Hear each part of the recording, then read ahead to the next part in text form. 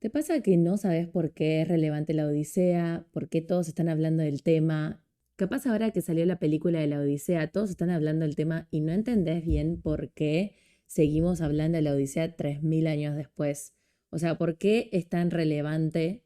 ¿No tenemos tipo mejores historias ya en los 3000 años que pasaron en el medio? Y capaz no te sirve que te expliquen tipo que Ulises se enfrentó a un cíclope o que se tapó las orejas con cera para no escuchar a las sirenas. Vos querés entender qué tiene que ver con nosotros esta historia. Y si te sentís, aunque sea mínimamente identificado con eso, este es el video para vos. Bienvenida a mi canal Sofía, donde hablo de literatura y lingüística. Hoy voy a hablar un poco de la Odisea, pero va a ser en un formato tipo preguntas y respuestas.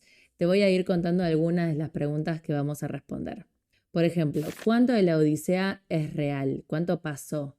¿Por qué la Odisea no es una continuación de la Ilíada si es el libro siguiente? ¿Qué significa cuando las personas hablan de que se solía transmitir de manera oral si es un libro así de grande? ¿De qué trata la Odisea realmente? Y no estoy hablando de una colección de aventuras que le van pasando, ¿no? Sino más allá de eso. ¿Por qué seguimos hablando de la Odisea? ¿Qué es lo que resuena tanto con nosotros? Y también vamos a tocar un poquito sobre las mujeres y la Odisea. Empecemos por preguntar cuánto de la Odisea es real, o sea, cuántas cosas pasaron. Por ejemplo, a veces se pregunta, ¿existió Troya? Sí. Troya es una ciudad que está en lo que hoy sería Turquía y en ese momento se llamaba Ilión y por eso la Ilíada se llama así, porque transcurre en Troya, en la guerra de Troya. ¿La guerra de Troya ocurrió? Bueno, eso es algo que se sigue debatiendo hasta el día de hoy. No tenemos una respuesta certera, pero a lo largo de la historia la gente quiso creer que eso sí pasó. Es más, hasta los romanos se atribuyeron a sí mismos ser los descendientes de los troyanos que se escaparon después de la guerra. Esto ocurre en la Eneida, que es una obra de Virgilio, que se podría decir que sigue la trama de lo que sería la Ilíada, la Odisea, la Eneida, que se basa en Eneas, un personaje troyano, y los sobrevivientes que quedaron, que se escapan para sobrevivir y se instalan en lo que hoy sería Italia y fundan la ciudad de Roma. Todavía se debate si esto ocurrió. Hay cierta evidencia que podría sugerir que hubo un conflicto bélico, pero incluso si existió no sería como lo que se describe en la Ilíada. ¿Y el famoso caballo de Troya existió o no? No hay evidencia de que haya existido, por lo cual se considera parte de la mitología griega. Pero incluso si hubiese existido y fuera de madera, tendría sentido que no se hubiese conservado, porque era madera.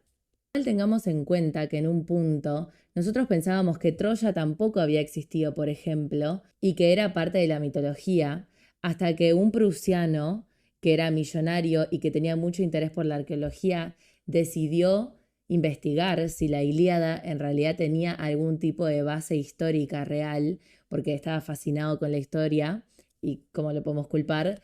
Entonces lanzó una expedición arqueológica en Turquía y terminó encontrando la ciudad de Troya. Hay distintas teorías de lo que pudo haber representado el caballo de Troya, si es que fue una metáfora.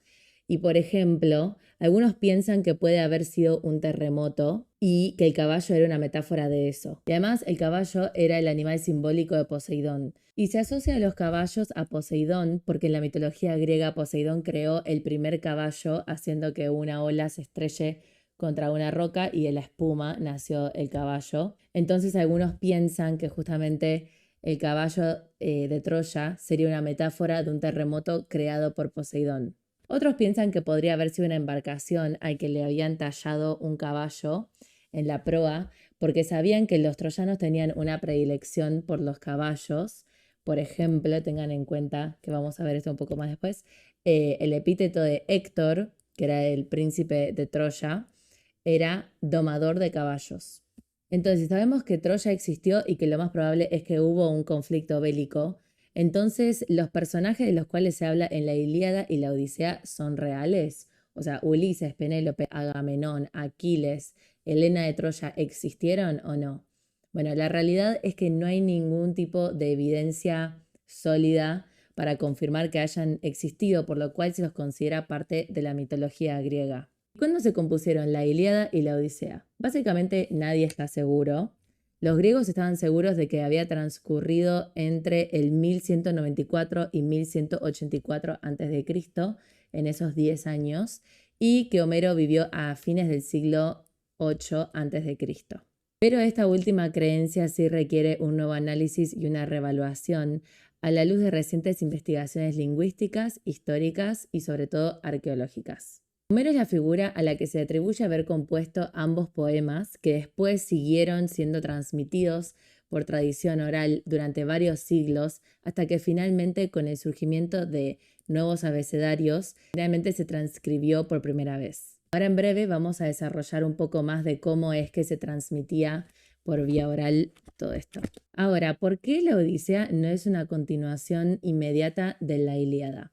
Bueno, resulta que en realidad estas dos historias serían parte de un ciclo épico de 8 poemas que narraban toda la saga troyana de punta a punta.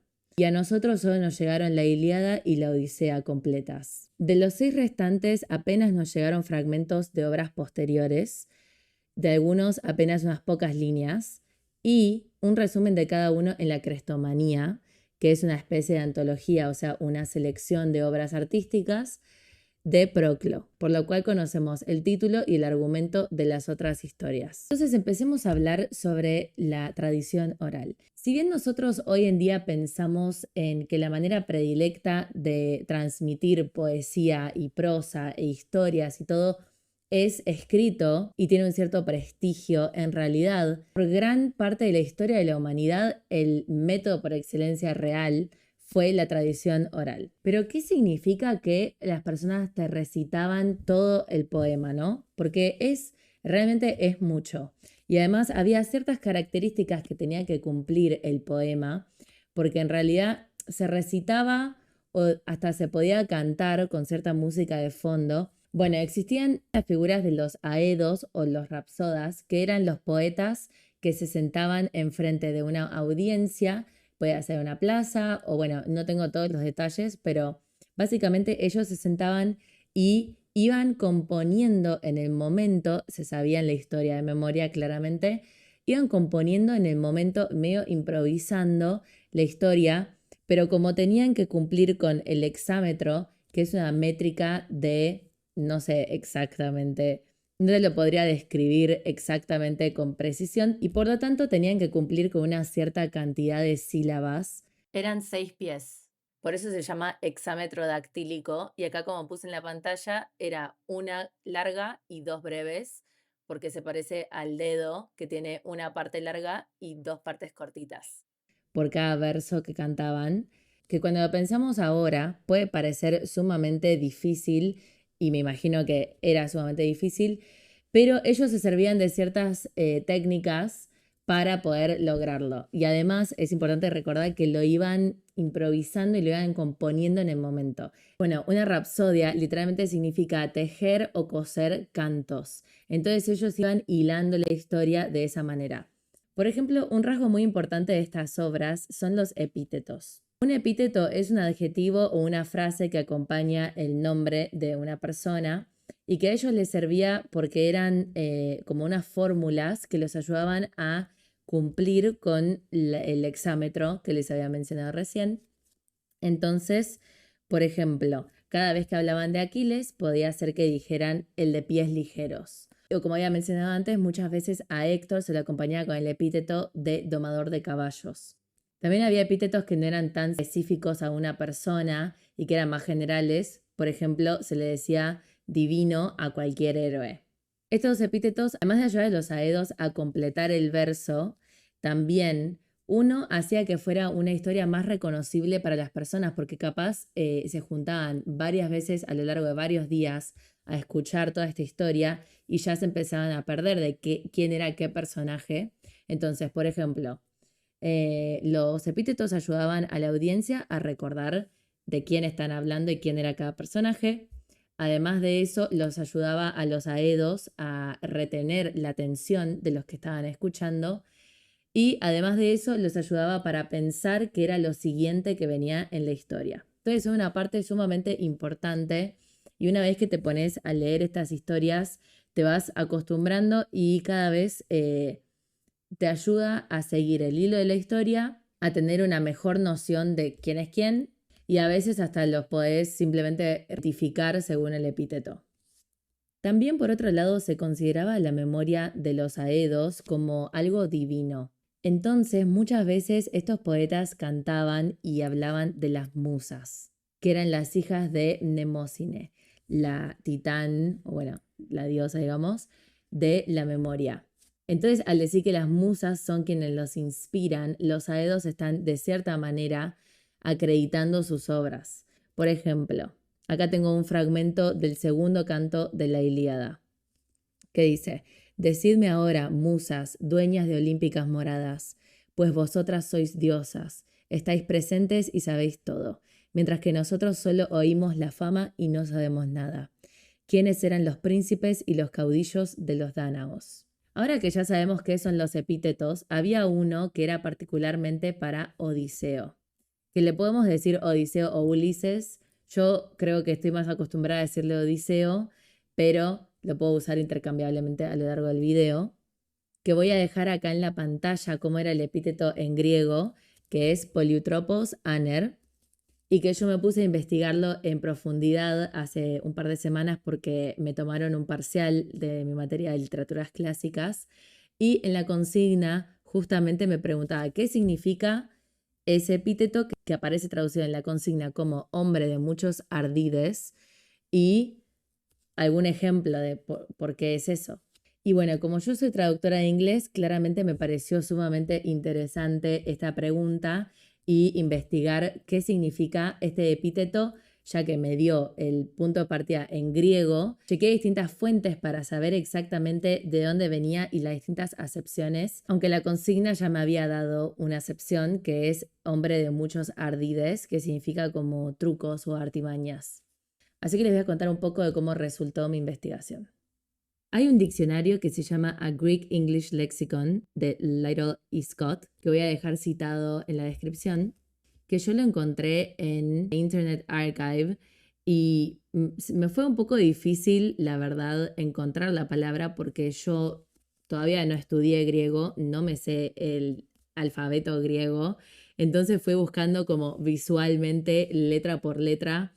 Empecé por pi, que es como la P, poliutropos, y literalmente, bueno, eventualmente llegué y encontré, y voy a dejar una captura acá para que lo puedan ver. Entonces, la palabra poliutropos, usada en el primer verso del canto de la Odisea, en griego, tiene el significado que lo van a ver acá en la entrada del diccionario de much turned, much wandering. Es decir, mi humilde traducción es que dio muchas vueltas o errante.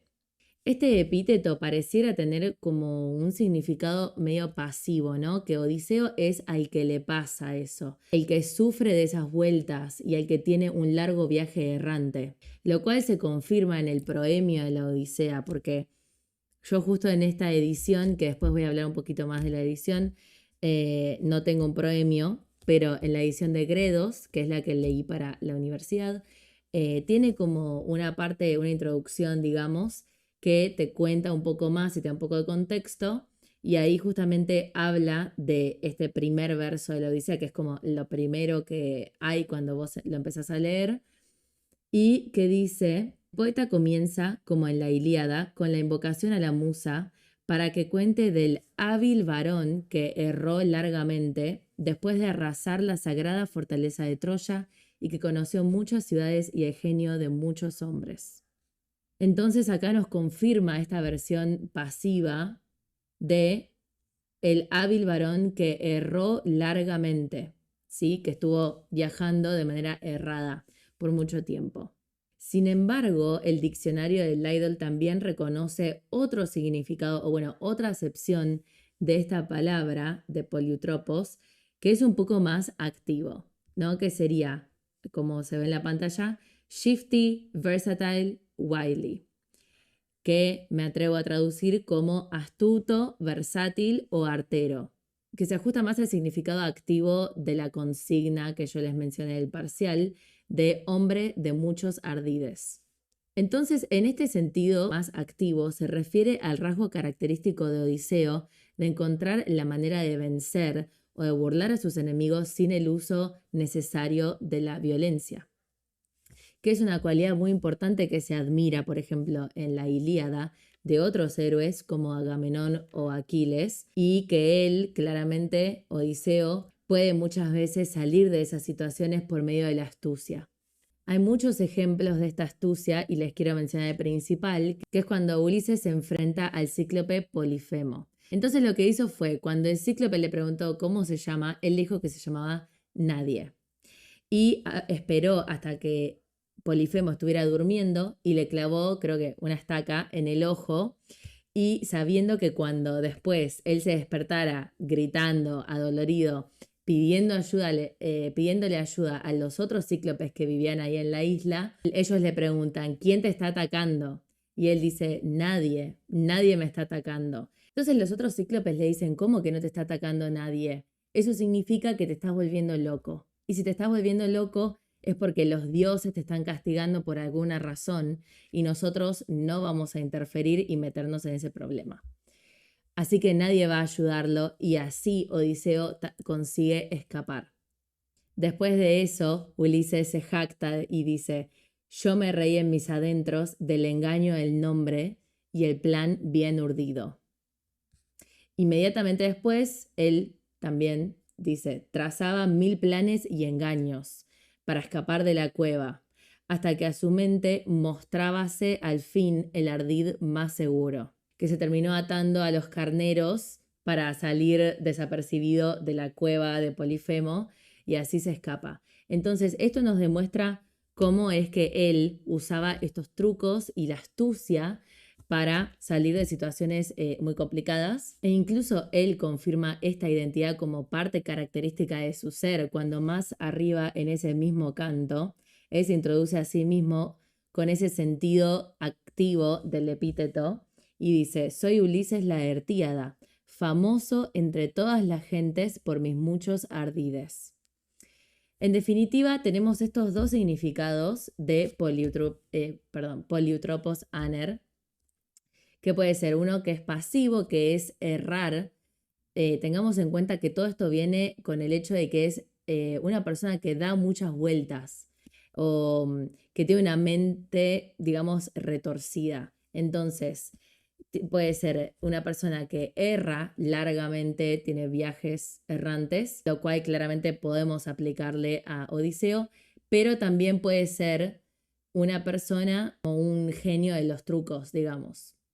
Así que podríamos decir que estas dos acepciones no son excluyentes una de la otra, sino que ambas conviven en el epíteto. Y esta ambivalencia refleja las dos caras del héroe, el que padece un largo viaje errante y que logra salir victorioso de cada situación. Muchas personas se preguntan, además de la historia en sí, ¿qué diferencias hay entre la Ilíada y la Odisea? Y la realidad es que hay muchas diferencias, ya sea en la composición y estructura narrativa, en los temas y en el tono. Las diferencias principales de la composición son que la Ilíada tiene una línea temporal rectilínea y que hasta transcurre todo prácticamente en el mismo lugar que es el campo de batalla enfrente de las murallas de Troya. Entonces estamos estacionados ahí literalmente todo el poema. Mientras que en la Odisea, por ejemplo, tenemos una estructura compleja y unitaria, que es más cercana a cómo uno escribe un libro que como uno recita una historia, ¿no? En la Odisea tenemos saltos temporales. Por ejemplo, los primeros 5 cantos de la Odisea se llaman la telemaquia y tienen que ver con el proceso de Telémaco, el hijo de Odiseo, de emprender un viaje para encontrar a su padre. Además de que tenemos estos saltos en el tiempo que invierten la cronología, la historia transcurre en un montón de lugares y situaciones diferentes. Transcurre en el mar, en la tierra de los Feacios, en Ítaca, en el inframundo. Todo el tiempo va cambiando y es como mucho más dinámico, digamos. La Odisea tiene 3 actos bastante claros y definidos, que son primero la telemaquia, que es esto que Telémaco busca a su padre. Las vueltas errantes de Odiseo de Troya a Ítaca, ese sería el segundo, y el tercero es reconocimiento de su familia y la venganza o matanza de los pretendientes. Ambos poemas empiezan en media res, que significa en el medio de la acción. Por ejemplo, en la Ilíada arranca ya en el medio de la guerra, mientras que la Odisea arranca en el medio de la línea temporal en el que Odiseo está tratando de volver hacia Ítaca. Y donde tenemos la trama paralela de la telemaquia. Telemaquia viene del nombre de Telémaco, que se llama el que lucha desde lejos, porque tiene estas dos partes, tele, que es distancia, por ejemplo, teléfono es hablar a la distancia, y maquia, que es lucha. Con este significado del nombre se podría pensar que uno se refiere a que Telémaco era un arquero, lo cual tendría sentido porque su padre tenía un arco que va a ser muy importante más tarde en la historia de la Odisea. Pero también, si tenemos en cuenta la telemaquia y qué es lo que transcurre, que es que Telémaco emprende un viaje para tratar de encontrar a su padre y salvar a su madre y a sí mismo de los pretendientes, se podría decir que es una persona que está luchando a la distancia. También mi profesor había dicho algo que me pareció súper verdadero a medida que iba leyendo los dos poemas, que es que la Ilíada tiene un tono sumamente serio, como de una tragedia y como muy solemne, mientras que la Odisea, cuando vos te pones a leerla, se lee medio como una comedia. Si bien tiene muchos temas serios y te conmueve en muchos momentos, tiene más como... tiene una dinámica bastante de comedia. Por ejemplo, en un momento, Eolo, que es un dios de los vientos, le entrega a Odiseo y a su tripulación un termo lleno de vientos que los iban a llevar hacia Ítaca, pero en un momento sin que él se dé cuenta, los compañeros abren el termo y terminan siendo disparados para cualquier lado. Y vuelven al templo de Eolo para pedirle que le vuelva a dar para que les vuelva a dar un termo lleno de vientos y él les dice que no y que si hicieron eso la primera vez es porque los dioses no quieren que lleguen y que ya no va a entrometerse más en la situación. Y después, más adelante, Circe le da varias instrucciones a Odiseo de cómo llegar a su casa y entre ellas les dice, por ejemplo, que se va a cruzar con unas vacas, que son las vacas sagradas del sol, y que no toquen esas vacas, porque si lo hacen van a enojar mucho a los dioses. Entonces, ¿qué pasa? Se quedan como varados, digamos, y necesitan comer. Entonces los compañeros de Odiseo obviamente van y cazan a estas vacas sagradas, volviendo a condenarlos a el enojo de los dioses. También hay muchas diferencias en la temática. Por ejemplo, la Ilíada trata mucho el tema de la juventud. Esto se ve a través de lo que sería la fuerza, la gloria en la flor de la edad y la muerte hermosa y temprana.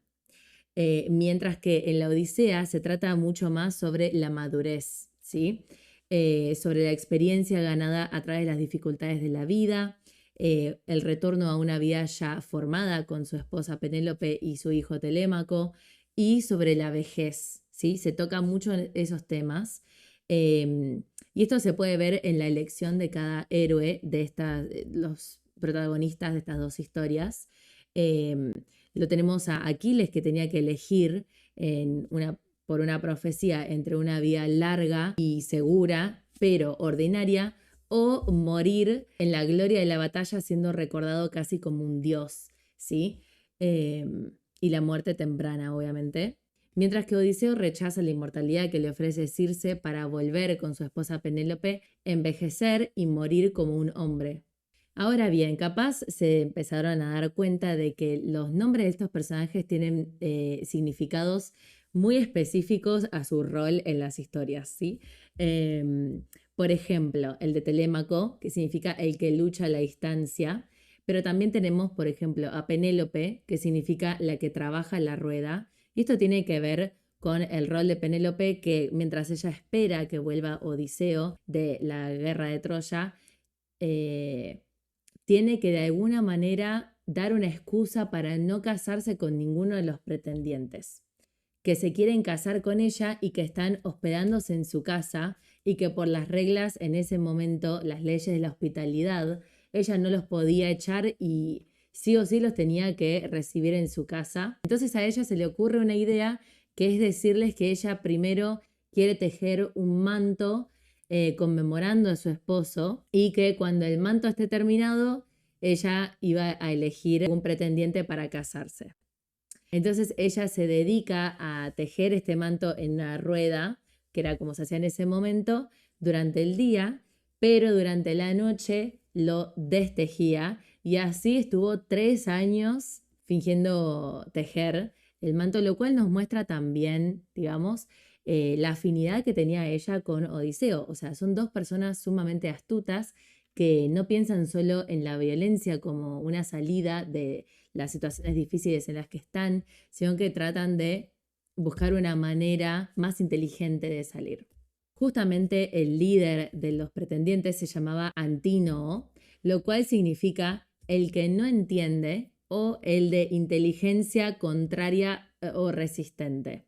¿Sí? Está compuesto por dos partes que son anti, contra, lo mismo que significa hoy para nosotros, y nous, que significa mente, inteligencia o pensamiento. ¿Sí? Él era el líder de los pretendientes y era el más violento y el primer hombre en morir a manos de Odiseo cuando llega la venganza. También tenemos con un nombre similar a Antínoo, tenemos a Alcínoo, ¿sí? Que es un poco lo contrario, es el que mejor entiende, el de una mente poderosa, porque tiene una raíz en alque, que significa fuerza o vigor, y nous, que es mente o inteligencia, y él era el rey de los feacios, que es el que recibe y lo ayuda a Ulises a volver a Ítaca. También tenemos a Polifemo, que bueno, como mencionamos, es el cíclope con el que se enfrentó Odiseo, que significa mucha fuerza, que es lo que decíamos de que Odiseo justamente sabía que no iba a poder ganar por la fuerza, por eso buscó la otra manera. Y también tenemos a Calipso, que significa tiempo. Y es más, de ahí viene la palabra apocalipsis, que significa el fin de los tiempos.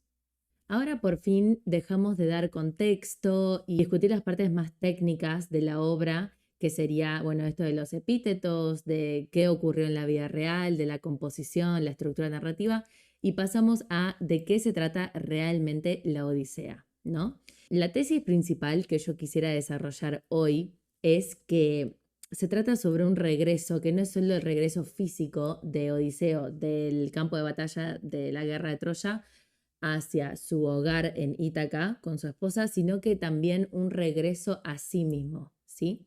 Según muchos análisis, cuando arranca la Odisea, Odiseo se estaba convirtiendo en una figura como un dios. Y en mi opinión, el tema central es el regreso a su condición de un hombre mortal. Hay un artículo sumamente interesante sobre esta idea de la identidad y la memoria de él y cómo fue el proceso de pasar de ser de vuelta, pasar de ser un dios a un hombre mortal de vuelta, que les quiero contar un poco. Además de tener el tema central de el regreso a sí mismo, también tenemos otro tema central que es el de errar, ¿sí? Algunos lo dicen como vagar o tener viajes penosos. Hay muchas maneras de interpretarlo, pero para mí la interpretación más cercana para mí sería errar. Entonces les quiero contar un poquito sobre eso, que es que si consideramos errar como un espejo de la condición mortal de Odiseo, entonces él tiene que recordar no solo la meta de su viaje, sino que sus viajes errantes o penosos para poder retornar realmente a sí mismo. Sin esos recuerdos, él renunciaría a su humanidad. El único momento en el que él se olvida de eso es cuando está con Circe, ¿sí? Y nos muestra la importancia de que él recuerde sus viajes errantes si quiere volver a Ítaca, porque cuando se olvida de una cosa, también se olvida de la otra. Este episodio representa un punto cúlmine en el viaje de Odiseo. Circe, de hecho, le da instrucciones y le da una guía de cómo tiene que seguir su camino, ¿sí? Le dice que tiene que bajar al inframundo para recibir una profecía. Y este viaje al inframundo es el primer momento en la historia en el que él va a un lugar y que no está ahí por el azar, sino que por una decisión. Y cuando él vuelve del inframundo, Odiseo ya sabe a dónde tiene que ir y qué va a pasar si él y sus compañeros se comportan de la manera que le dijeron en la profecía. El rol que va a tener Circe de dirigirlo a Odiseo en su viaje es algo que se anticipa por el hecho de que un dios es el que lleva el barco de Odiseo hacia esa isla, lo cual tiene un paralelismo con el hecho de que también fue un dios el que mandó su embarcación hacia la isla de Polifemo, mostrándonos la diferencia del rol de estos dos capítulos, el de Circe y el de Polifemo, en la historia de Odiseo. Polifemo lo manda a seguir errando, mientras que Circe aparece para ponerle un fin a esa situación. Cuando Circe le está dando las instrucciones a Odiseo de cómo volver a Ítaca, le describe dos caminos que él puede tomar, que básicamente uno es un camino de, digámosle, las rocas errantes, que es prácticamente imposible cruzarlo con el barco y que solo un héroe había podido cruzarlo hasta ese momento, que era Jasón, el de los argonautas, pero la diferencia es que Jasón había sido ayudado por los dioses, que es algo que Ulises claramente no puede contar con eso mismo, sino que digamos que es al revés, él está yendo en contra de los dioses y se tiene que bancar justamente de que lo manden a cualquier lado. Y por el otro lado, el otro camino, es el de Escila y Caribdis, que es el que termina tomando. Entonces acá es muy importante también el nombre de estos dos caminos, o sea, el que es peligroso y que no debería tomar es el de las rocas errantes, ¿sí? Y básicamente lo que significa que Circe le dé las instrucciones específicas de cómo tiene que hacer, lo que le está diciendo Circe con todo esto es que hay una manera para que él pueda esquivar, ir alrededor de las rocas errantes y por lo tanto de seguir errando en sus viajes, si simplemente él escucha las advertencias que ella le da y le hace caso a su guía divina. Pero ella, si bien le explica los peligros de tomar uno u otro camino, le deja la decisión a él para que la responsabilidad de la decisión sea de él. Y después de eso, el énfasis que Circe pone en la responsabilidad de Odiseo va acompañado de un cambio en la naturaleza de los peligros a los que debe enfrentarse. Antes de conocer a Circe, solo el encuentro con los lotófagos representaba una tentación, ¿sí? Como sensual, seductora, mientras que los otros peligros tenían que ver con algo más violento, ataques físicos, el de los cíclopes y los lestrigones. Por el contrario, después de haberse quedado con Circe y haber bajado al inframundo, Odiseo debe enfrentarse cada vez más a las tentaciones, ¿sí? El canto de las sirenas, la rica carne del ganado de Helios, el regalo de la inmortalidad de Calipso, que él termina rechazando, pero imagínense el tipo de tentación que es eso. Y por último, la oferta de los feacios de tener una dolce vita ahí. Entonces ya queda claro acá el mensaje de toda esta situación con Circe, que es que Odiseo ya no tiene que navegar entre una amenaza agresiva de las rocas errantes, sino que a través de paisajes tentadores que debe superar o ignorar si quiere volver a Ítaca. Y para poder dejar atrás todas esas tentaciones, lo que él necesita es recordar todo lo que le pasó. Tiene que recordar su vida anterior, su vida en la guerra de Troya y todos sus viajes errantes para recordar que quiere volver a Ítaca. Y este es el tema central de lo que veníamos diciendo, de regresar a sí mismo. Para poder hacer eso tiene que mantener viva su propia historia, tiene que narrarla, ¿sí? Y esto tiene un rol súper importante en la historia, porque cuando él trata de empezar a contarle a Circe todo lo que le pasó, ella lo interrumpe y no lo deja seguir. Con lo cual Odiseo se queda callado y no puede empezar a recordar todas esas cosas y entra en un proceso de olvido, que es el que habíamos mencionado antes, en el que el único momento de toda la historia en el que él se olvida por un momento su historia y quién es cuando está ahí con Circe. Y por eso es tan importante más adelante en el reino de los feacios, cuando está escuchando una Edo que está cantando una rapsodia sobre la guerra de Troya y él empieza a reconocer sus propios recuerdos en ese momento y piensa en sus compañeros, piensa en todos los horrores que vivió y empieza a llorar, que también es un momento muy importante en el libro, nos conmovemos mucho, porque yo diría personalmente que ese es el momento en el que le pegan de vuelta todos los recuerdos Y justamente ese es el momento en el que él dice, yo soy Ulises, vengo de Ítaca, luché en la guerra de Troya y empieza a narrar, y ahora nadie lo interrumpe y lo dejan hablar, todo lo que le pasó desde que salió de Troya. En este momento es en el que nosotros nos empezamos a enterar de todo lo que pasó antes de Calipso, porque si bien los primeros 5 cantos de la historia son sobre Telémaco y la telemaquia, ya cuando arranca a contarnos sobre Odiseo es justo cuando él se está yendo de la isla de Calipso, en la que estuvo 7 años, varado y como medio atrapado, y recién ahí aparece en Esqueria, que es donde viven los feacios, y donde se da este momento en una cena en la que él escucha su propia historia y empieza después a narrar. Entonces, tiene que ver con la estructura narrativa que decía que tiene como los saltos en el tiempo y distintos momentos cronológicos, pero también es cuando por fin él puede empezar a recordar quién es de vuelta, y cuando empieza a narrar toda su historia y está llorando es lo contrario de su silencio feliz en el olvido con Circe. La siguiente y última pregunta que quería responder es ¿por qué se dice que las mujeres tienen un rol especial en la Odisea? Hay, la verdad, muchos puntos interesantes sobre las mujeres y la Odisea. Por ejemplo, se piensa que Homero podría haber sido una mujer. Yo al principio no entendía bien cómo uno podría llegar a esa conclusión, pero la verdad que hay muchas razones razonables de por qué eso podría ser. Y también, por ejemplo, se destaca que en la Odisea hay muchas mujeres que no son ni esclavas, ni sirvientas, ni nada. Es más, tienen roles bastante poderosos. Y todo eso es sumamente interesante, pero no es algo en lo que yo pueda ahondar ahora en este video. Pero sí quería hablar de una cosa, que es que en la Odisea las mujeres parecieran estar representadas como agresoras sexuales o como depredadoras. Por ejemplo, la tenemos a Circe, que convierte a los hombres que ella va seduciendo en cerdos, o sea, sí, literalmente chanchos, porque eso es lo que ella cree que ellos ya son en el fondo.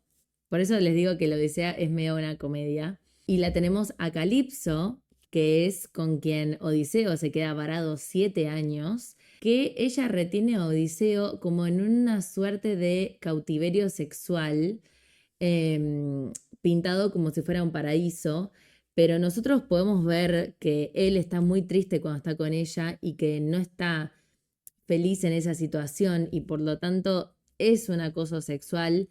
Capaz en ese momento no tenían las mismas nociones de eso, pero está claramente expresado en este relato eso. Y tenemos también a las sirenas, por ejemplo, que tienen un canto así muy seductor y muy tentador que te puede llevar a la muerte, al naufragio o a la muerte. También hay una figura que aparece mucho y muy villanizada, que es la de Clitemnestra.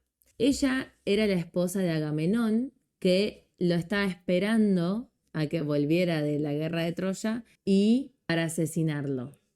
Ahora, la realidad es que hay muchas razones por las cuales Clitemnestra lo quería matar y, en mi humilde opinión, ella tenía la razón.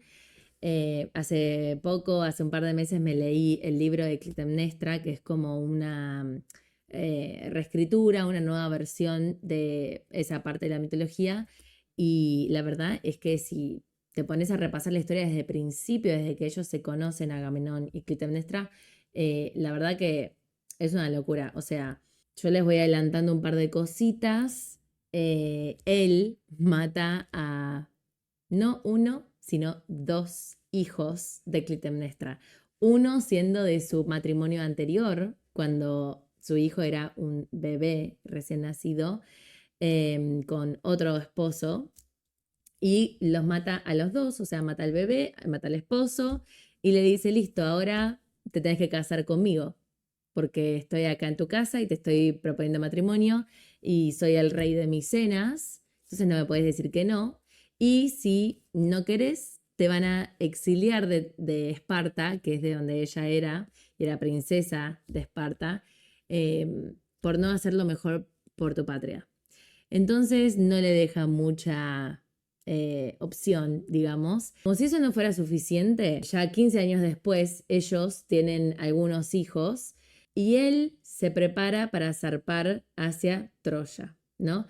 Tiene toda su flota lista, ya en realidad zarparon, se quedaron estancados en un lugar, no me acuerdo cuál, porque no hay viento y ellos necesitaban vientos favorables para que los lleven a Troya. Entonces Calcas, que era un profeta que estaba ahí con ellos, con toda la flota de griegos que iba hacia la guerra, le dice que Agamenón tiene que hacer un sacrificio para los dioses para que ellos le otorguen vientos favorables para ir hacia Troya. Y ese sacrificio tiene que ser su primogénita, su primera hija. Entonces, ¿cómo hace él para que su esposa Clitemnestra le vuelva a entregar un hijo? O sea, no le entregó la primera vez, ¿no? Pero para volver a matarle un hijo a Clitemnestra, bueno, le dice que su hija Ifigenia se va a casar con Aquiles. Entonces ellas van para encontrarlos allá y Agamenón la sacrifica a Ifigenia enfrente de todos, incluyendo a su mamá. Le corta la garganta y chau. Y ahí tienen vientos favorables, se van a Troya y Clitemnestra vuelve envenenada a su casa y empieza a planificar una venganza por mucho tiempo.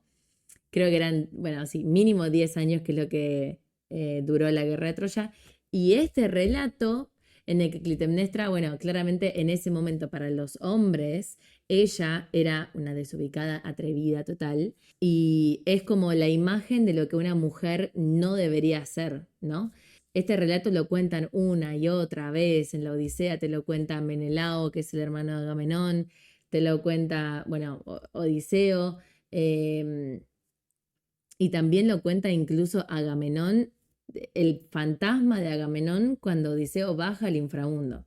Entonces, nos deja muy clara su perspectiva sobre esa situación y además nos muestra justamente la diferencia entre Clitemnestra y Penélope. Imagínense con todo esto el miedo que tenía Odiseo de qué lo estaba esperando cuando él llegara, si se iba a encontrar con el mismo destino que Agamenón, por ejemplo. Pero bueno, cuando él llega y finalmente se revela Penélope, porque hay una serie de reconocimientos, digamos, primero lo reconoce Telémaco, bueno, le revela su identidad a Telémaco, su hijo, después su perro le reconoce y que lo estuvo esperando 20 años, ese santo perro. Y recién en el cuarto orden, la esposa Penélope lo reconoce, pero no fue tan simple porque ella no estaba segura de poder confiar que él estuviera diciendo la verdad. O sea, podría ser un engaño de los dioses, por ejemplo. Entonces ella le tiende una pequeña trampa para saber si realmente es él. Le dice, bueno, ok, vamos a ver si realmente sos mi esposo, sos Odiseo. Ahora te puedes quedar a dormir si querés, no conmigo, obviamente. Y le dice a una sirvienta, la nodriza, que ya lo reconoció a Odiseo, ella sabe quién es, le dice, agarrá la cama de Odiseo y ponela acá en el pasillo, no sé, ponela acá con muchas mantas y todo para que esté cómodo. Entonces ahí Odiseo se ofende y le dice, ¿cómo va a traer mi cama acá afuera si mi cama es inamovible? O sea, está literalmente la construí yo mismo en el medio de un tronco de un árbol. Yo la puse ahí, es inamovible. O sea, es imposible que traiga. ¿Qué? Tipo le dice como, ¿qué dices, mujer? Eh, entonces ahí Penélope se da cuenta que realmente es él, porque es la única persona que sabía o que podía saber cómo fue el tema de la cama. Y ahí tienen ese momento lindo de reconocimiento y de reencuentro después de 20 años y pone en evidencia justamente que Penélope es igual de astuta que Ulises y que claramente son el uno para el otro. Momento romántico. Voy a ir cerrando el video por hoy. Les quería igual mencionar bien cuál es la edición que yo estuve leyendo de la Odisea. Bueno, las dos ediciones, porque esta es la que yo me compré justamente. Esta es la que yo me compré en el verano, hace unos 6 meses, y que justamente me despertó de vuelta todo el interés por todo esto y me hizo anotarme de vuelta la carrera de letras. Es una versión en español traducida de la versión de Samuel Butler y que tiene también como tiene muchas adiciones. Por ejemplo, tiene una versión de Penélope de Margaret Atwood, pero ¿qué pasa? Esta es una versión muy amigable para leer. O sea, como una persona que capaz no lo está estudiando como una cuestión de literatura, sino que simplemente quiere leer la historia y poder entenderla. Yo súper recomiendo esta versión porque tiene, por ejemplo, tiene como notas al costado de explicaciones sobre quién es quién y sobre el contexto de la historia, lo cual ayuda muchísimo a la lectura y además está como escrita en un español mucho más amigable, no tan decorado, digamos. Pero si lo quieren leer como un texto literario más serio e incluso poder leer artículos al respecto y saber exactamente dónde encontrar lo que está citando un cierto artículo, les recomiendo alguna versión versificada, que en cada verso, que es cada renglón, te pone, bueno, cada 5 renglones te pone qué número de renglón es, qué número de verso. Entonces, literalmente con cualquier artículo dice canto 3, verso 250 y vos podés buscarlo y saber exactamente a dónde está. Además, el de la edición de Gredos contiene toda una introducción que es sumamente útil y de la cual yo saqué algunos puntos para hacer este video. Entonces yo les recomendaría que según sus intereses y según su objetivo elijan alguna de esas dos. Puede ser un poco difícil leer al principio, por ejemplo, por la cuestión de los epítetos que les mencionaba, también por una cuestión de los patronímicos. Es como yo diría que es un ritmo de lectura muy formulaico al que uno se tiene que acostumbrar, pero no es tan difícil. Simplemente yo creo que con tener alguna guía para leer los primeros cantos, que vendrían a ser como los capítulos, uno ya después se va como adaptando al ritmo de la lectura y a cómo se refiere a los personajes y las situaciones. Y bueno, nada, en general los invito a leer el texto. Todo esto creo que ni mencioné la película, o creo al principio. Todavía no la vi. Quería primero hacer este video sin estar influenciada por la película y pronto ya mi próximo video va a ser una crítica de la película. Estuve viendo algunas cosas, pero primero quiero verla por mí misma y formar mis propias opiniones. Así que nada, los espero para el próximo video. Espero que les haya gustado y me pueden dejar dudas o ideas para lo siguiente en los comentarios. Si les gustó, solo les pido que den un like y nada, les mando un beso.